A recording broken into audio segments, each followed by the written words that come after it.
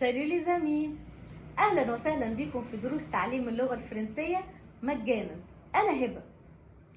درسنا النهارده هيكون بعنوان لي برونون تونيك. يعني ايه لي برونون تونيك؟ لي برونون تونيك دي اللي هي الضمائر اللي بنستخدمها، هي مش زي الضمائر لي برونون بيرسونيل اللي هي احنا خدناهم قبل كده، هي مختلفه عنها شويه، تشبه في اللغه الانجليزيه لما مثلا اللي هما بنسميهم المي والهيم والهير واليو والذم والاس.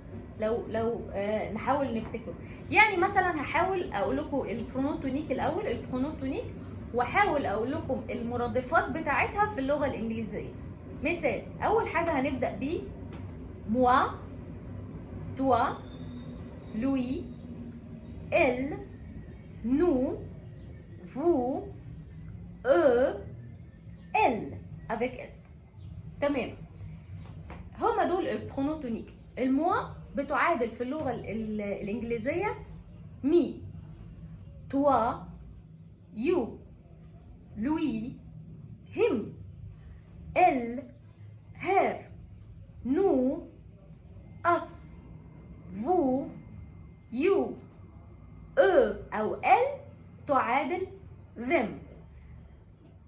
نشرح اكتر ايه هي البرونون تونيك. البرونون تونيك مثلا لو عايز اقول انا او انت، هقول لو حد بيكلمني، لو حد بيوجه لي الكلام، مش هقول له جو، يعني كانك حد بيكلمك بالانجلش بيقول لك مثلا I am talking to you، انا بكلمك، فانت تقول له I، لا كده غلط. الصح نقول ايه؟ me you are talking to me. نفس القاعده في اللغه الفرنسيه، لو حد قال لي انا بكلمك فانا هقول له moi tu parles à moi. ده هيبقى السؤال بتاعي، مش tu parles à je، غلط، هنقول tu parles à moi كده صح.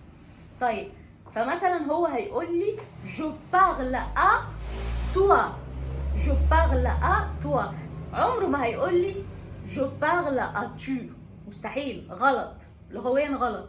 يبقى هيقول ايه؟ je parle à toi، فانت هتقول tu parles à moi. يبقى هو اللي احنا بنرد بيه، الضمير اللي احنا بنرد بيه، مش الضمير الاساسي، مش الجو، هو moi وتوا. اتمنى اكون وصلت لكم المعلومه، قدرت اوصل لكم المعلومه. هناخد امثله بسيطه جدا علشان نحاول نفهم الفكره. يعني مثلا هقول lui il s'appelle محسن، lui il s'appelle محسن. انا بدأت بلوي اللي هو زي كأني بقول him، وبعد كده هقول مثلا his name is محسن، او اسمه يكون محسن.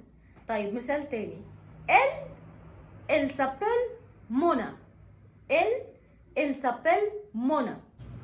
اخر مثال هيكون معانا النهارده بيقول eux ils sont les élèves، eux ils sont les élèves. eux هنا بمعنى them، they are the students. eux ils sont les élèves. درسنا انتهى النهارده، كان درس سهل شويه.